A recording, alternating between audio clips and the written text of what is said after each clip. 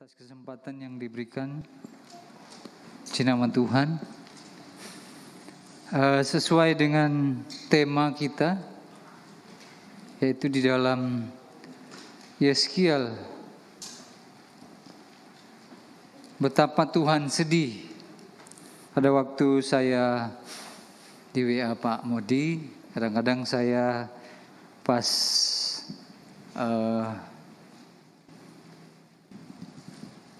firman Tuhan, ide itu kadang muncul, saya melihat kebutuhan. Tapi Tuhan berkata yang lain. Jadi waktu Pak Modi bilang sampaikan pesan Tuhan, wah ini berat ini. Karena tidak gampang. Kita mau menjadi pesan Tuhan, mau jadi alat Tuhan untuk menyampaikan pesan Tuhan. Kita akan lihat di dalam Yeskiel, kitab Yeskiel pasal yang ke-6. Ini ada 3 paragraf. Jadi Yeskiel pasal 6 ini, kitab Yeskiel ini ditulis oleh Yeskiel. Dia seorang imam, anak imam, tinggal pada waktu Yerusalem akan dibuang ke Babel. Mereka akan dibuang ke Babel. Sebenarnya dia sama dengan Daniel, Sadrak, Mesak, dan Abednego sejaman. Tapi karena dia mungkin sementara mengikuti sekolah para imam, sehingga dia mengikuti pembuangan kedua. Dia menulis kurang lebih 993 tahun sebelum Masehi. Ini ayat kitab ini kurang lebih 22 tahun sampai 571 kurang lebih. Jadi Yeremia ini, Yeskiel ini luar biasa. Diberikan penglihatan oleh Tuhan. Bahkan rohnya keluar daripadanya. Tuhan mau menyatakan diri kepada Yeskiel. Mungkin terlalu berat sebenarnya. Karena bangsa Israel mereka sudah kurang lebih zaman raja-raja 2 abad mereka sudah hidup di dalam berhala-berhala mereka. Coba kita lihat di dalam ayat yang pertama sampai ayat yang ke Yeskiel pasal yang ke-6, ayat yang pertama sampai ayat yang ke-7. Ya. Saya bacakan aja ya.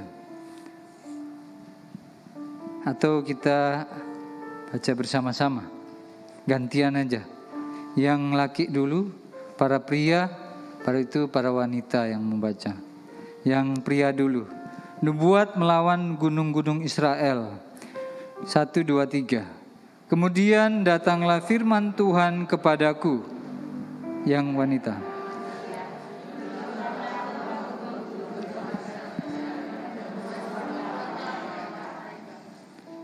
Katakanlah, hai gunung-gunung Israel, dengarkanlah firman Tuhan Allah.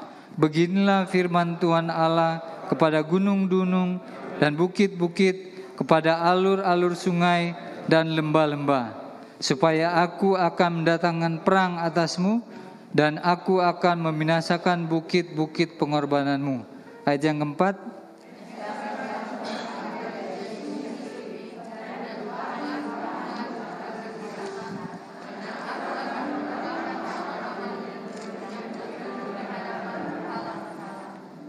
Ayat kelima, aku akan mencampakkan mayat-mayat orang Israel di hadapan berhala-berhala mereka dan menghamburkan tulang-tulang keliling mezbah-mezbahmu.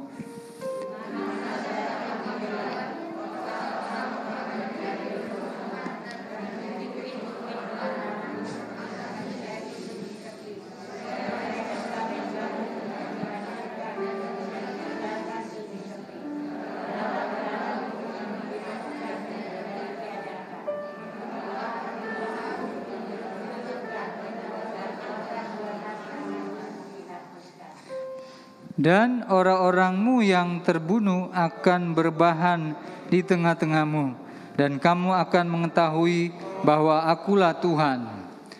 Ini merupakan suatu ancaman kepada bangsa Israel.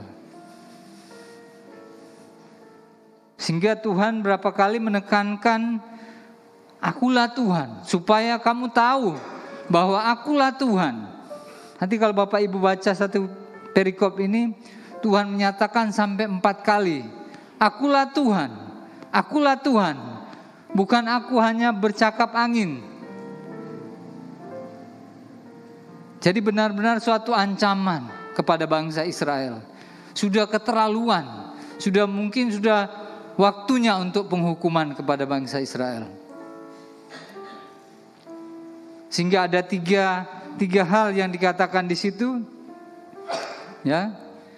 Ada yang mati karena pedang, yang sepertiga akan mati oleh penyakit sampar, dan yang ketiga akan dibuang ke pembuangan. Nah, ini adalah sisa ini yang akan dipakai oleh Tuhan. Di situ di dalam ayat yang ke-9. Ayat yang ke-9. Di sana di tengah-tengah bangsa-bangsa, kemana mereka dibawa tertawan, orang-orang yang terluput dari antara kamu akan mengingat kepadaku, tatkala aku mengembalikan hati mereka yang bersinah itu, yang sudah menjauh daripada aku, dan mengalihkan mata mereka yang bersinah, selalu bersinah dengan mengikuti berhala-berhala mereka. Maka mereka sendiri akan merasa mual melihat kejahatan yang mereka lakukan dan melihat segala perbuatan mereka yang keji. Dari ayat ini sebenarnya saya mendapat rema, yaitu tentang aku mengembalikan hati mereka yang bersinah itu. Terjemahan New International Version, dia betapa Tuhan bersedih. Jadi karena Israel ini adalah milik Tuhan, dengan kata lain mungkin istrinya, jadi dia bersinah, dia begitu marah kepada bangsa Israel, sehingga dia memberikan suatu ultimatum. Karena kamu seperti ini, kamu harus dihukum. Apa yang menjadi penyebab sehingga Tuhan begitu marah kepada bangsa Israel? Karena mereka memiliki berhala-berhala. Mereka menjadi penyembah-penyembah berhala. Ini alasan kenapa Tuhan sangat marah. Dari zaman Bapak Yakub, kalau kita lihat, ya, kita lihat di situ pada waktu Yakub mau keluar, coba kita buka dulu. Kejadian pasal 35. Kejadian pasal 35 ayat 1 sampai yang ke-5. Ayat yang ke-4 aja. Mereka menyerahkan kepada Yakub segala dewa asing yang dipunyai mereka dan anting-anting yang ada pada telinga mereka. Lalu Yakub menanamnya di bawah pohon besar yang di dekat Sikem. Sesudah itu berangkatlah mereka, dan kedahsyatan yang dari Allah meliputi kota-kota sekeliling mereka, sehingga anak-anak Yakub tidak dikejar. Nah ini.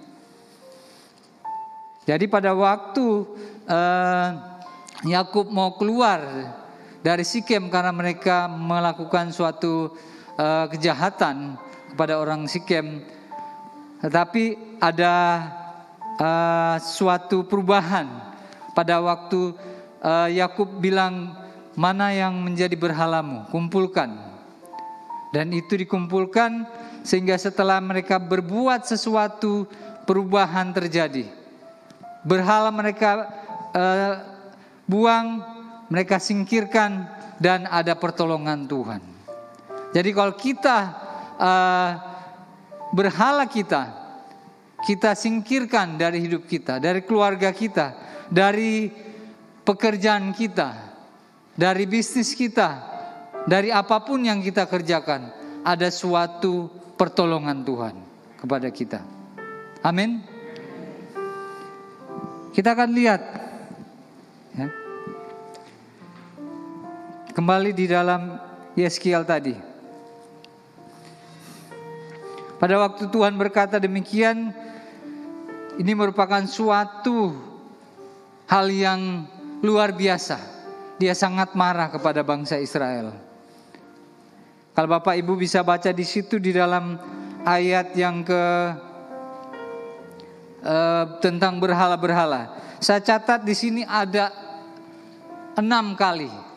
Karena berhala-berhalamu, kamu akan mati di dalam berhala-berhala itu.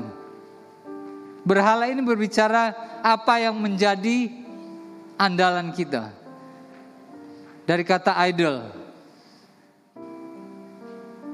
Apa yang menjadi kebanggaan kita, yang menjadi tuan. Mungkin bahkan bisa suatu hobi, sehingga dia sudah menjadi dewa. Jadi kalau itu tidak kita ambil, kita percaya, kita seperti ada sesuatu yang kurang di dalam diri kita.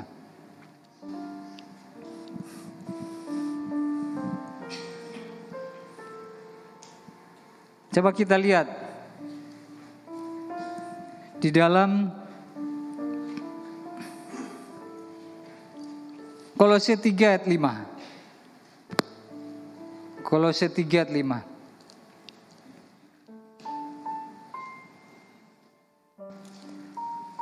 Kalau ada yang bisa membacakan.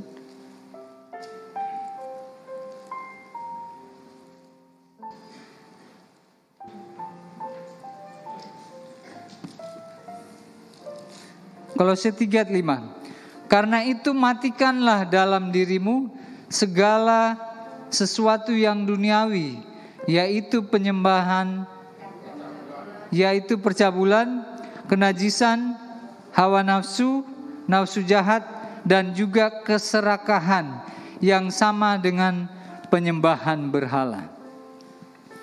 Keserakahan atau penyembahan berhala adalah membiarkan hal-hal yang lain menjadi pusat dalam keinginan, nilai dan ketergantungan seorang, sehingga tidak lagi bergantung dan beriman kepada Allah sendiri.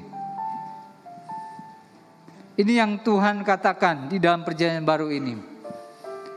Jadi kalau sesuatu itu sudah menjadi suatu keinginan, nilai, prinsip kita, dan kita sudah tergantung kepada itu, tidak mengandalkan Tuhan, itu sudah menjadi suatu berhala. Sehingga kenapa Tuhan membiarkan kadang-kadang kita begitu lama menderita? Sepertinya tidak ada pertolongan Tuhan. Karena bangsa Israel, mereka mau mencampur sinkretisme, penyembahan berhala dengan Tuhan. Karena mereka dikelilingi oleh bangsa kafir, bangsa yang tidak percaya. Mereka bilang kok enak Tuhannya, dewanya mereka, sehingga mereka selalu pingin seperti mereka. Pada waktu bangsa Israel keluar dari tanah Mesir, di Gunung Horeb di bawah, pada waktu itu Musa naik ke Gunung Horeb, mereka bilang, Harun, Musa sudah tidak turun-turun, kita buat dewa. Karena dewa ini yang membuat kita keluar dari tanah Mesir. Akhirnya mereka membuat. Dan setelah mereka membuat suatu patung lembu emas, sambil mereka menyembah, besok akan diadakan waktu untuk upacara penyembahan kepada Tuhan. Dan setelah mereka menyembah kepada Tuhan, mereka mulai bersukaria dengan sesuatu yang istilahnya Dursila, seks bebas mungkin hari-hari ini. Jadi antara yang kudus dan tidak kudus dijadikan satu. Dan sampai hari ini Tuhan tidak suka dengan itu. Sehingga Tuhan sangat marah. Dia bilang, Musa, turun, kau melihat umatmu yang kau bawa dari Mesir. Mereka sudah melakukan sesuatu yang kejahatan yang luar biasa. Berhala ini, keserakahan, penyembahan berhala. Dan itulah yang terjadi hari-hari ini. Pada waktu saya pergi ke Bali, antar anak-anak tur mendampingi anak-anak SMA dulu. Saya tanya ke belinya, ini kok banyak dewa-dewa ini. Dewa ini di rumahnya ada dewa ini, dewa ini. Kenapa ya beli? Oh bagus, memang seperti itu. Karena kalau semakin banyak dewa, semakin bagus. Kalau tidak kena yang satu, bisa kena yang satu. Minta yang satu tidak kena, minta yang satu. Dan itulah yang terjadi dengan dunia hari-hari ini. Kita kadang tidak beriman kepada Tuhan. Kita beriman kalau Tuhan tolong, masih ada yang Tuhan yang lain. Kalau Tuhan tidak tolong, saya masih punya uang. Apa yang menjadi berhala di dalam diri kita?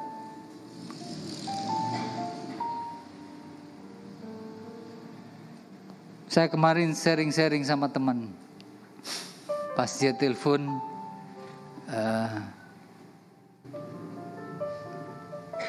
kenapa Pak? Iya, masalah BBM. Mau demo kita. Ini sudah pemerintah sudah tidak betul ini. Loh, Bapak kadang harus melihat ke bawah juga. Kalau dibandingkan dengan orang-orang yang di bawah, mereka lebih menderita Pak. Enggak, saya juga harus bekerja terus supaya tetap gaji tetap naik. Untuk apa Pak? Saya mau beli rumah. Loh, Bapak kan sudah punya rumah 3. Tambah lagi. Ya ini suatu keserakahan. Kadang-kadang kita tidak melihat di sekitar kita. Kita untuk diri kita sendiri. Untuk diri kita sendiri. Pokoknya saya. Padahal kita hidup saling ada ketergantungan dengan orang lain. Saling berbagi dengan orang lain. Berkat yang dititipkan Tuhan kepada kita, supaya kita bisa membagi kepada orang sekitar. Supaya seorang sekitar di situ bisa merasakan pertolongan Tuhan. Mereka bilang Tuhan masih ada. Tuhan masih mengasihi saya. Dan mereka melihat ada anak-anak Tuhan di situ. Dan anak Tuhan ini menjadi alat kepanjangan Tuhan. Keegoisan itu merupakan suatu keserakan, penyembahan berhala.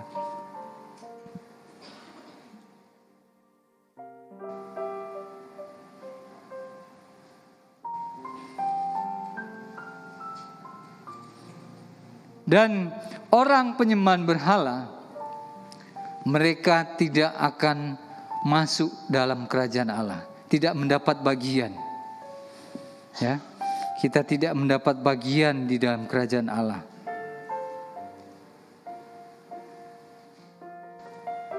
Buka di dalam Galatia pasal yang ke-5 ayat 20.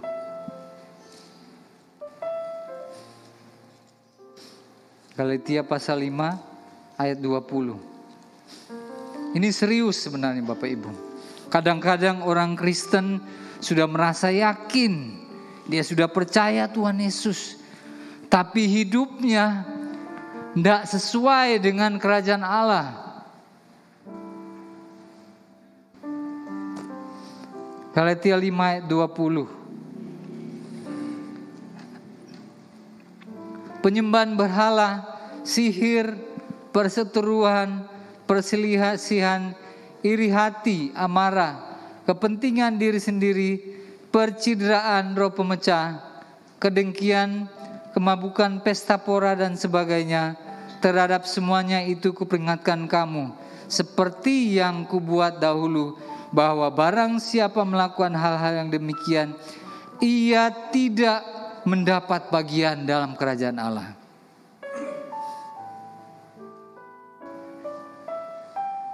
Tidak mendapat bagian di dalam kerajaan Allah. Tidak dapat warisan. Kalau di dalam Wahyu pasal yang ke-15 ayat yang ke-4 kalau salah. Orang-orang yang melakukan penyembah berhala tinggal di luar. Konteksnya itu tentang Yerusalem baru, tentang hidup kekal. Kadang-kadang kita sudah dibutakan, dibuat picik. Oh, enggak apa-apa, ini cuma di bumi saja. Kita enggak tahu apa yang kita lakukan di bumi ini, itu akan berdampak untuk kerajaan surga. Jangan bilang cuma hari ini, kita enggak tahu besok. Reinhard Bonnke bilang apa? Kematian itu, karena seorang pemuda dia tanya, kenapa kamu belum terima Yesus di hati? Saya masih umur 20 tahun, pastor. Masih ada sekitar 60 tahun lagi. Pak Reinhard Bonnke bilang apa? Kehidupan dan kematian kita hanya berdampingan. Kita tidak tahu ke depan seperti apa. Masih ada kesempatan terima Tuhan Yesus. Karena itu adalah jaminan. Efesus pasal yang ke-4 ayat yang ke-30. Efesus 4 ayat 30, coba kita lihat. Efesus 4 ayat 30.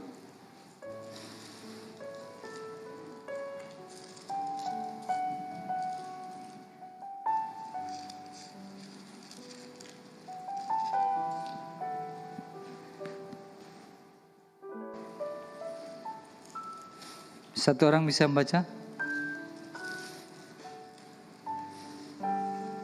Oh, Galatia Efesus.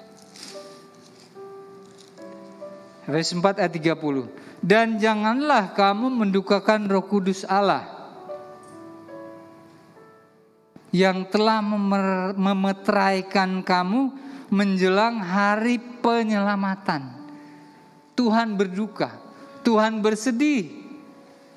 Sudah mau akhir penyelamatan, kita masih tetap nyaman di dalam berhala kita. Dia berduka. Jadi kalau saya bayangkan, kalau seorang membeli tanah atau membeli rumah, ada meterai. Meterai itu bisa dicabut kalau perjanjian kedua belah pihak ini dilanggar.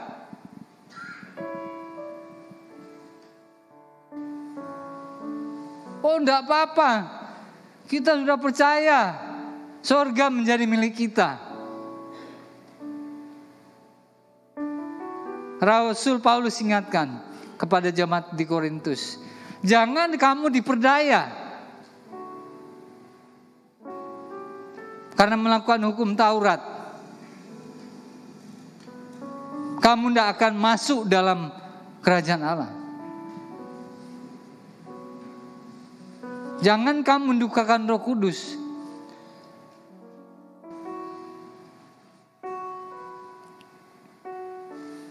Ini serius Tuhan ngomong. Mumpung kita masih ada. Kita belajar menurut Korintus 1 Korintus 6. Kita belajar dari orang Israel. Tuhan bilang, kamu lihat bangsa Israel. Pada waktu mereka sudah keluar dari tanah Mesir, pergi ke tanah Kanaan. 20 tahun ke atas dihabiskan sama Tuhan. Yang masuk hanya 20 tahun ke bawah. Kecuali hanya si Yosua dan Kaleb. Karena mereka memiliki hati yang berbeda. Karena mereka sudah terikat oleh dunia, oleh berhala-berhala zaman sekarang. Jangan sampai hati kita udah condong kepada sesuatu yang menjadi berhala kita.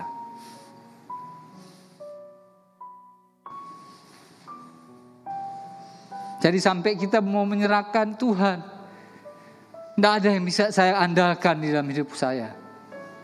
Tuhan selidiki hati saya. Tuhan lihat, coba kita lihat contoh yang lain. Matius 18 ayat 24.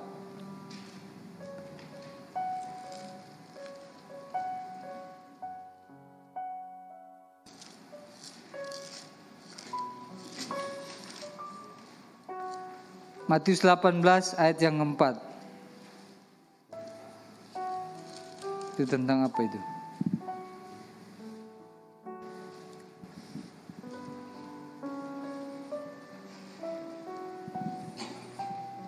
Matius 8 kayaknya.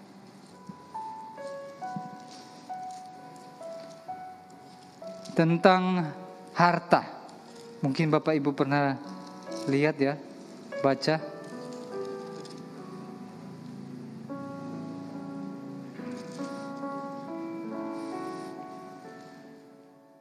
Tentang Mamon dan Allah dan Mamon. Ntar. Catatanku keliru nih. Matius 6, 24. Oh iya. Terima kasih ya Bapak Ibu. Matius 6 ayat 24. Hal mengumpulkan harta. Janganlah kamu mengumpulkan harta di bumi ngengat dan karat merusakkan dan pencuri membongkar serta mencurinya. Tapi kumpulkanlah bagimu harta di sorga ngengat dan karat tidak merusakkannya dan pencuri tidak membongkar serta mencurinya.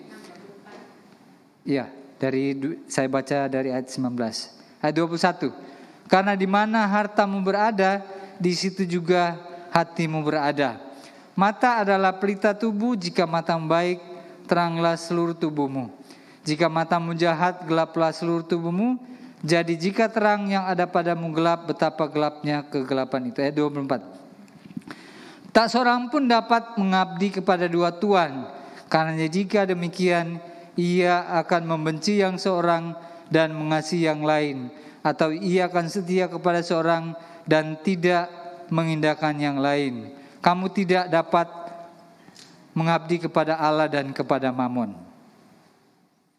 Nah, jadi kita tidak bisa mengabdi kepada Allah dan kepada Mamon. Coba kita lihat lain, Lukas 16. Kita bandingkan dengan Lukas 16. Waktunya tinggal sedikit. Lukas 16 ayat 9 aja ya. Ayat 9. Dan aku berkata kepadamu, Lukas 16 ayat 9, ikatlah persahabatan dengan Mamon dengan mempergunakan Mamon yang tidak jujur, supaya jika Mamon itu tidak dapat menolong lagi, kamu diterima dalam kemah abadi.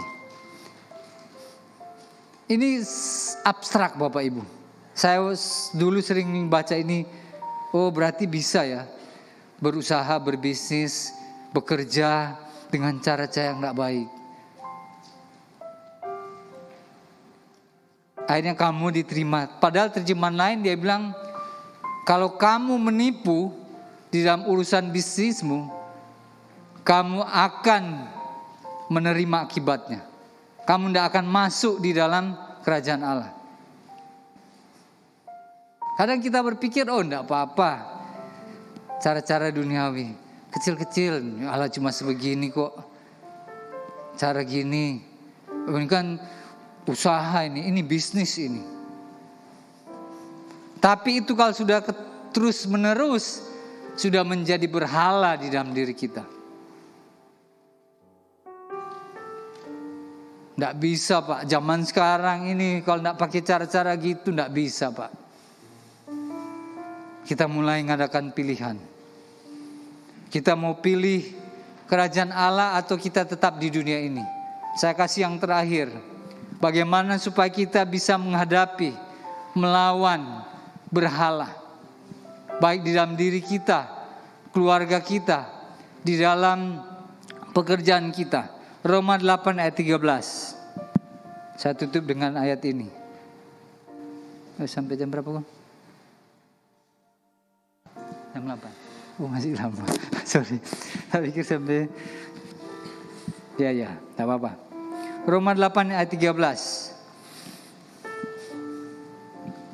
Sama-sama kita baca. Roma 8 ayat 13. Keliru saya. Biasanya setengah jam, soalnya ngebut-ngebutan. Roma 8 ayat 13. Coba kita baca bersama-sama. 1, 2, 3.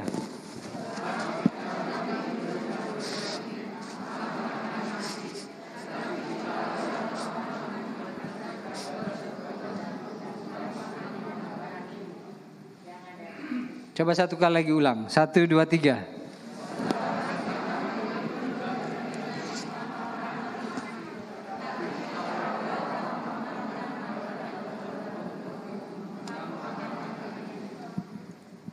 Puji Tuhan. Jadi kita lihat di sini. Kalau kita hidup menurut daging, kamu akan mati. Tapi jika oleh roh kamu mematikan perbuatan-perbuatan tubuhmu, kamu akan hidup. Hidup menurut roh. Tidak gampang. Emosional.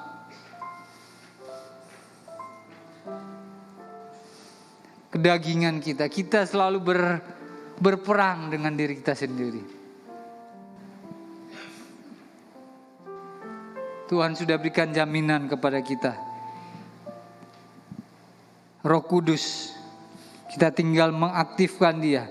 Dia sudah ada di dalam diri kita. Tinggal kita mau andalkan Dia atau pakai pikiran kita.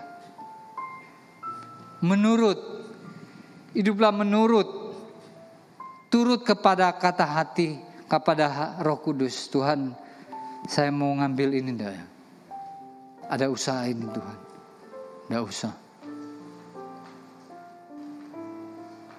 Tuhan, saya mau ke sana.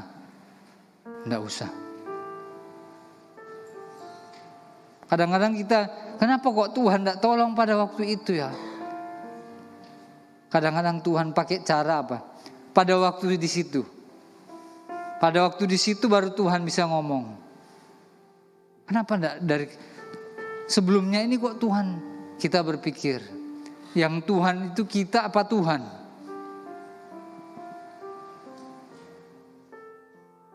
Kita belajar mengikuti kehendak Bapa, kehendak Tuhan. Coba kita baca lagi.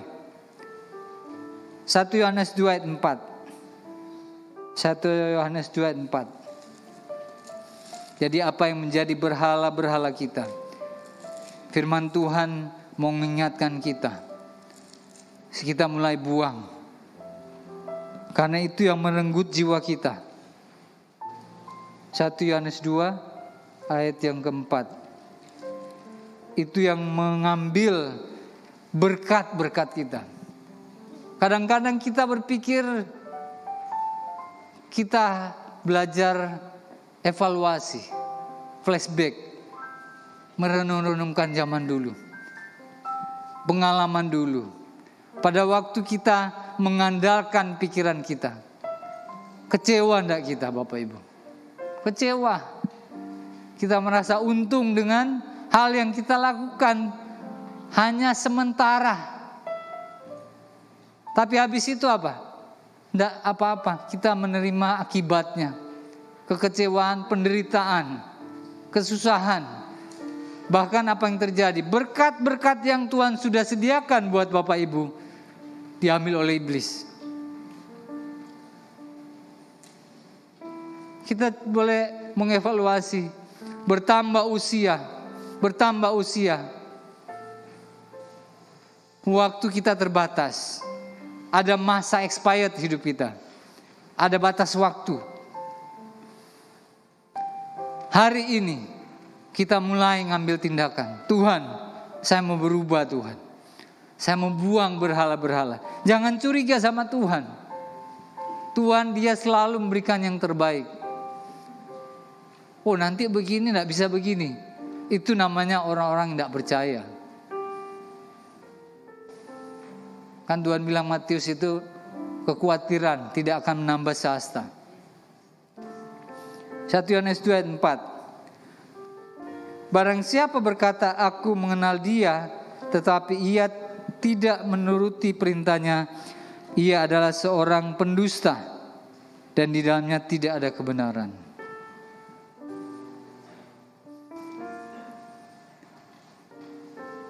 Kadang-kadang firman Tuhan itu diplesetkan sama iblis.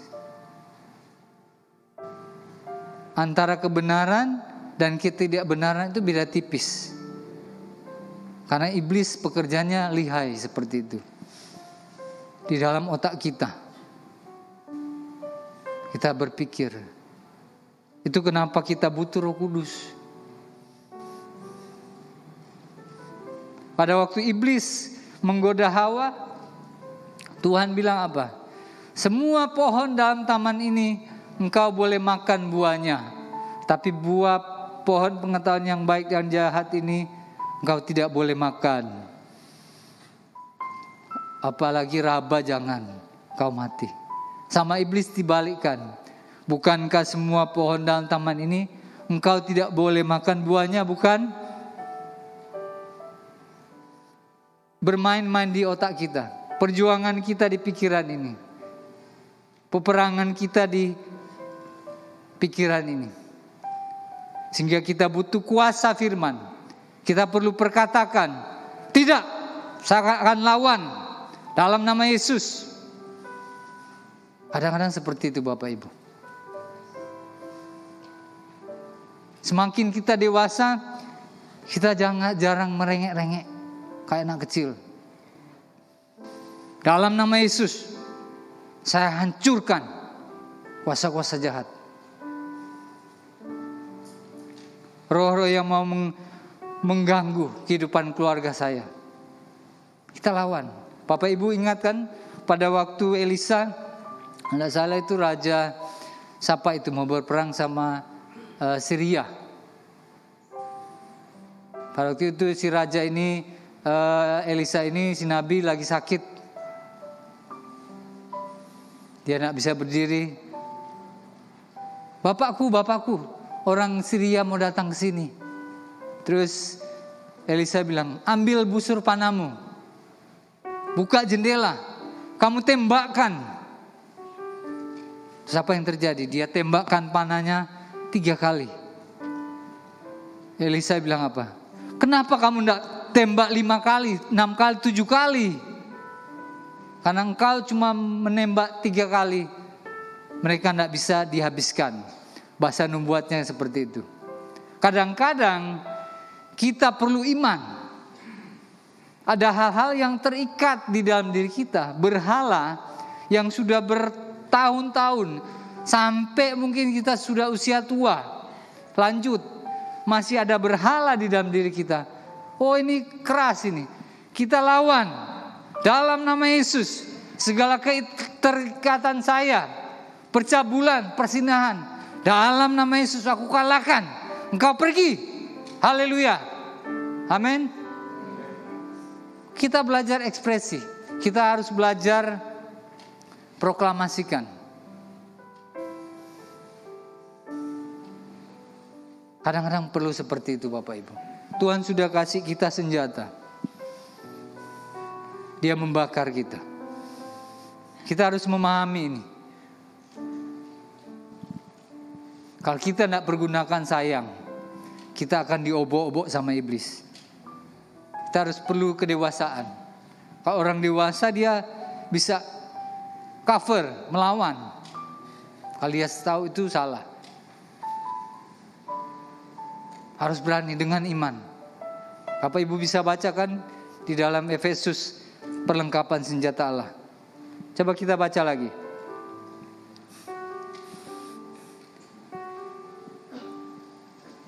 Roma 6 ayat 16.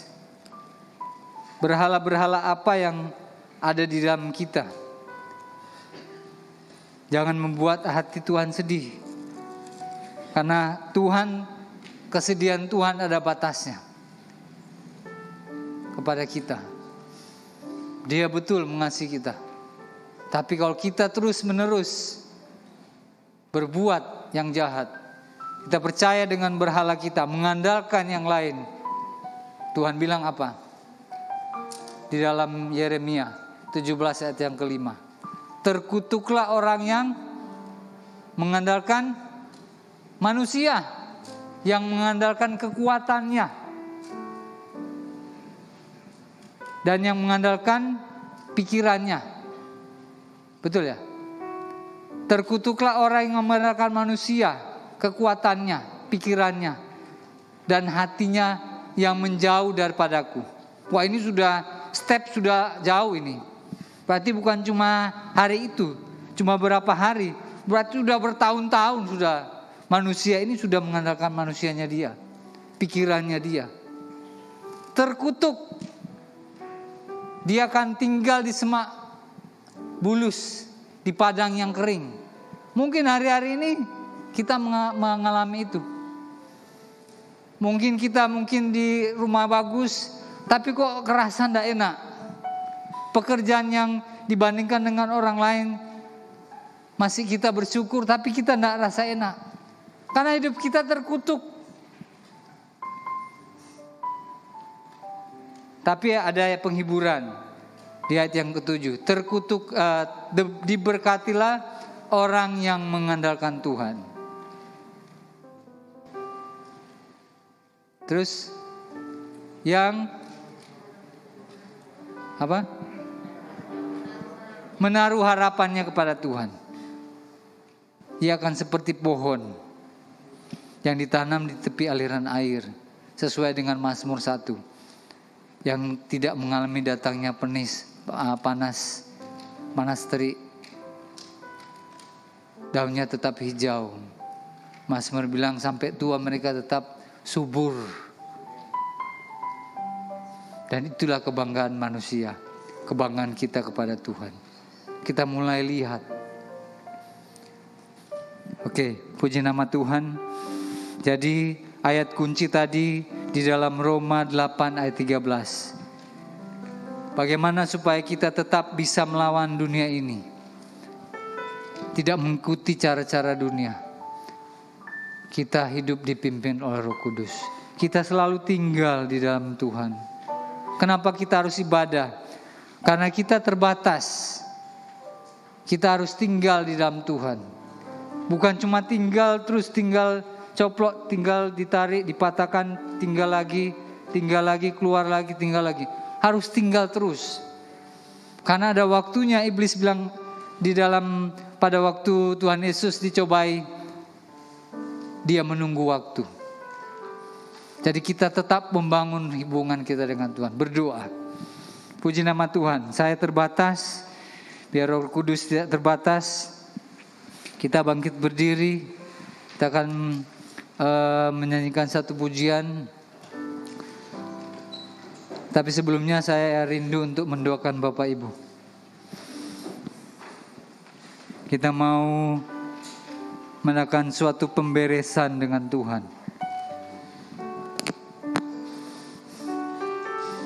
Kita tutup mata semua. Ambil kesempatan ini Bapak Ibu. Kita dengan Tuhan. Kita mulai melihat. Selidiki aku Tuhan, lihat hatiku Tuhan. Adakah berhala di dalam diri Bapak Ibu? Kita mulai lepaskan. Seperti Yakub, kumpulkan itu. Berhala-berhala di pikiran, di hati. Yang menjadi tuan kita. Kita letakkan di bawah kaki Tuhan. Ini Tuhan, saya menyerahkan semua berhala ini. Saya mau benar-benar ikut Tuhan dengan sungguh-sungguh. Kalau Bapak Ibu ada yang belum menerima Tuhan Yesus secara pribadi, atau masih tetap kuat keinginan duniawinya, saya mau berdoa buat Bapak Ibu. Bapak Ibu bisa mengangkat tangan di tempat Bapak Ibu berdiri. Saya mau berdoa buat Bapak Ibu. Puji Tuhan. Tidak usah ragu, tidak usah malu. Kalau masih ada kita, angkat tangan kepada Tuhan. Saya hanya sebagai hambanya, saya cuma berdoa kepada Bapak Ibu. Haleluya. Bapa, dalam nama Yesus, saya berdoa buat saudara-saudara kami yang sudah mengangkat tangan, masih terikat oleh berhala-berhala, dan ini yang mengambil berkat-berkat yang terbaik yang Tuhan sediakan buat setiap kami. Pengalaman masa lalu, sudahlah, terlalu sakit Tuhan. Tapi hari ini saya mengambil keputusan untuk mau mengikuti Tuhan lebih sungguh lagi. Lebih sungguh lagi Tuhan. Tandanya dengan membaca firman Tuhan setiap hari. Berdoa, memuji Tuhan. Bapa, dalam nama Yesus saya berdoa, saya memberkati tangan-tangan yang mengangkat ini. Dalam nama Yesus, segala keterikatan berhala-berhala, kepercayaan-kepercayaan tradisional, percabulan, hal-hal duniawi di dalam pikiran hati, kepercayaan-kepercayaan duniawi, kami ikat, hamba-Mu ikat Tuhan, di dalam nama Yesus. Keluar dalam nama Yesus. Haleluya, haleluya, haleluya. Dalam nama Yesus. Terlalu lama berhala ini tinggal di dalam hati kami. Aku katakan sekali lagi, di dalam nama Yesus, Kau keluar dari pikiran kami, hati kami. Tuhan, ini kami Tuhan. Masuklah di hati kami.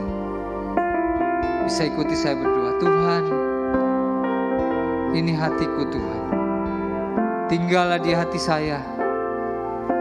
Berotoritas, berkuasa. Terima kasih Bapa, sudah mengampuni dosa saya. Biar hidup saya ini menyenangkan Tuhan. Tuhan ku berikan. Haleluya. Tuhan ku berikan semuanya. Jiwaku relakan semuanya. Ingin menyenangkan-Mu selalu. Kan selalu ku jawab panggilan. Sekali lagi. Ku berikan semuanya. Tubuh jiwaku relakan semuanya. Ingin menyenangkan-Mu selalu. Kan selalu ku jawab panggilan-Mu. Ajari aku mengerti perasaanmu, mengerti detak jantungmu. Biarkan ku punya intiman hanya denganmu, sampai kau dapat lihat seirama dengan hatimu. Ajari aku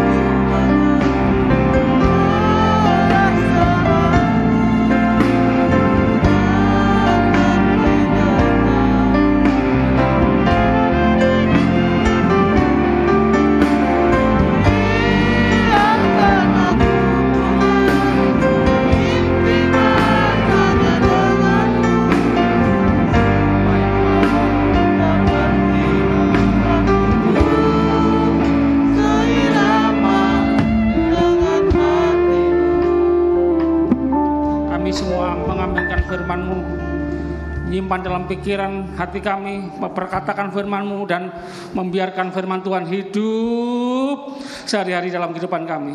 Haleluya, haleluya, haleluya. Terima kasih. Kami tahu betapa sakitnya hati ketika kami disakiti, betapa sedihnya kami bisa merasakan, pernah mengalami Tuhan. Oleh sebab itu kami sepakat pagi ini kami tidak mau lagi menyakiti hati Tuhan, membuat sedih hati Tuhan. Tapi kami semua menjadi umat yang menyenangkan hati Tuhan. Haleluya, haleluya, haleluya. Oh, haleluya, haleluya. Kami membayangkan apa yang terjadi, kedahsyatan, keajaiban, mujizat yang akan terjadi ketika Tuhan disenangkan. Haleluya. Terima kasih Tuhan, terima kasih. Semua mengalami pertolongan Tuhan yang ajaib. Jemaat Tuhan, pulanglah dengan terus menikmati sukacita, damai sejahtera, sukacita dari Tuhan Yesus Kristus. menyertai kehidupan kita semua. Nikmati perlindungan penyertaan Tuhan yang sempurna, anugerah kasih karunia Tuhan melimpah dalam kehidupan kita semua. Jemaat Tuhan, terima kasih. Kami berdoa bersyukur percaya demi nama Bapa, Putra, Roh Kudus, Allah yang Esa, yang kami panggil dalam nama Tuhan Yesus Kristus, yang menjawab doa kami semua dengan sempurna. Tuhan yang punya kuasa surga dan bumi. Haleluya, haleluya. Semua yang percaya sama-sama katakan amin, amin. Tuhan Yesus memberkati.